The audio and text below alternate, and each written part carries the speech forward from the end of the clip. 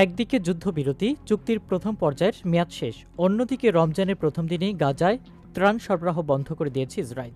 রোববার সকাল থেকে মানবিক ত্রাণবাহী কোনো ট্রাক গাজায় প্রবেশ করতে পারেনি। এ অবস্থায় হাজারো ফিলিস্তিনি রমজান মাসে ক্ষুধা ও দুর্ভিক্ষের মুখে পড়ার আশঙ্কা করছে। ইসরায়েল শুধু ত্রাণ সরবরাহ বন্ধই করেই ক্ষান্ত হয়নি, হামাসের উপর নতুন যুদ্ধবিরতির প্রস্তাব গ্রহণের জন্য চাপ দিচ্ছে। বলা হয়েছে, হামাস যদি এই যুদ্ধবিরতির প্রস্তাব মেনে না নেয় তবে তাদের আরও পরিণতি ভোগ করতে হবে। ইসরায়েলের এমন পদক্ষেপের উপর বিশ্বব্যাপী নিন্দার ঝড় উঠেছে। মিশর, কাতার ও জর্ডান একে যুদ্ধবিরতি চুক্তি এবং মানবিক আইনের স্পষ্ট লঙ্ঘন বলে অভিহিত করেছে। কাতারের পররাষ্ট্র মন্ত্রণালয় ইসরায়েলি সিদ্ধান্তের তীব্র নিন্দা জানিয়ে একে যুদ্ধবিরতি চুক্তি এবং আন্তর্জাতিক মানবিক আইনের স্পষ্ট লঙ্ঘন বলে বর্ণনা করছে। এদিকে মিশরের পররাষ্ট্র মন্ত্রণালয় ইসরায়েলকে ফিলিস্তিনি জনগণের বিরুদ্ধে অনাহারকে অস্ত্র হিসেবে ব্যবহার করার অভিযোগ করছে।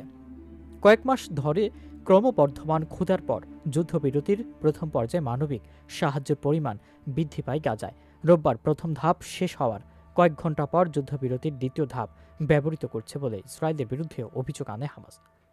একই সঙ্গে ত্রাণ সহায়তা বন্ধ করার ইসরায়েলের সিদ্ধান্তকে যুদ্ধাপরাধ এবং জানুয়ারিতে 1 বছরের আলোচনার পরে অনুষ্ঠিত যুদ্ধবিরতির উপর একটি স্পষ্ট আক্রমণ বলে অভিহিত করে হামাস।